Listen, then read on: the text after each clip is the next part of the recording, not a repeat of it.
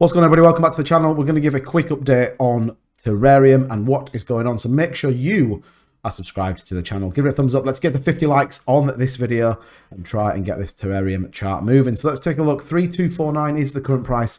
It is just in the green. We have seen a little bit of movement in price today, but ultimately it still continues this downtrend. We look at the complete stats, 14.5 million in liquidity, which is a really strong position. 189,000 is the volume through the day.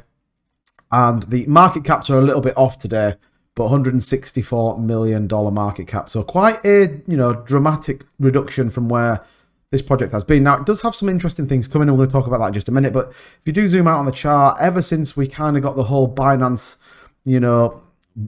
failure is probably the best way of putting it, it has really struggled to recover. Now, it's got lots of exchanges coming. I think they're just about to go live on exchange number 7, which is Probit, which for a token that's been out this long is a huge achievement. The problem is DeFi is very much built on trust.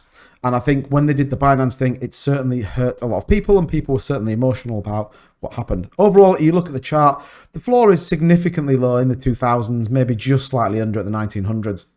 So overall, a pretty solid chart, but if you think of anyone who bought here on the big pump, particularly anyone that bought on the big Binance pump, they are almost going to be prepared to get out. The thought of going onto Binance is going to be huge. People absolutely bought in and believed it straight away. So people are prepared to take losses on this project and move on to something else. And you think about what's coming out. We've had some exciting projects land. We've had WAGMI, we've had the BTFA, CVC was good. We've got a couple of exciting launches coming up. So I think people are prepared to take a loss and move on. So what do we have coming for Terareum? Where can it go? And I guess what does the overall longevity of the project look like? Well, look, the Terareum office. So this is just a 3D mock-up, I'm pretty sure of that. But here's the actual office where they're going to go. Is this going to really do anything to the price? I'm not 100% certain. I don't see it particularly. An office block in, I think it's India. Yeah, we might see a bit of movement from the Indian market. That's quite possible, but it's not going to set the world on light. You think about what do people want? Utility. And people want price action, and I don't think we're going to get that just by the fact they've now got a shiny office. Is Milton here, the CEO, saying it's going to be ready in the next 25 days? So look, we'll have to wait and see what happens. They could move things in-house. There could be server rooms. They could start to look at maybe becoming a little bit of a beta tester on the exchange platform they want to land. Who knows? I think that's what they need to do. I think it'd be good to see something. We know that the Terapool is going to land very, very shortly. So potentially what that's going to look like could be part of that and could see some price movement on it. So we're going to have to kind of wait and see.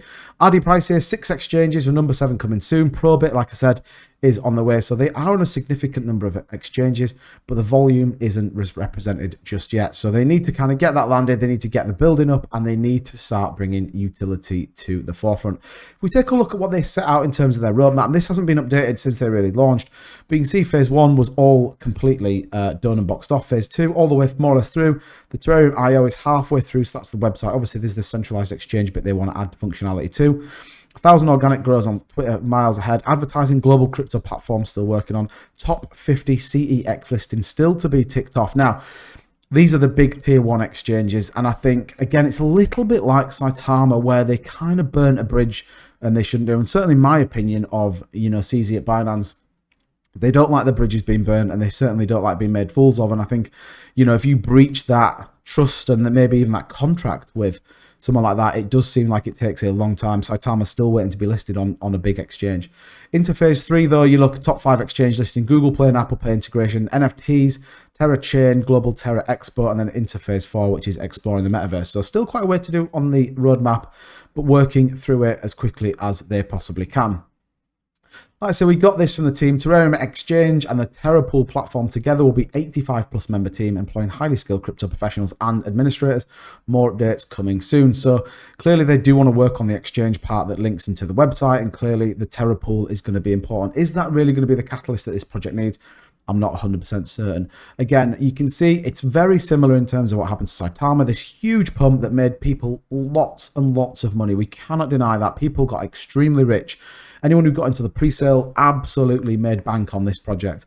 But since then, it kind of feels like the guys that got in the top, and certainly the FOMO guys that got in, are the ones really struggling with this project. But who knows? Again, Terareum, if it wants to be a centralized exchange, this is a long-term hold. I always talk about Binance when that came out as an ICO, and I think it was $7 for one Binance token. Fast forward 4 years, they're worth $400 per token. So You know, it's not financial advice. Remember that on this channel. It is only me giving my opinion on what it is. But look, Terareum could be a long-term hold for people. Clearly, people are going to get out of the project when they can. Clearly, when we do see these pumps, it does quickly sell off. And I think once they get some use case, we'll see what happens with the updates to the building.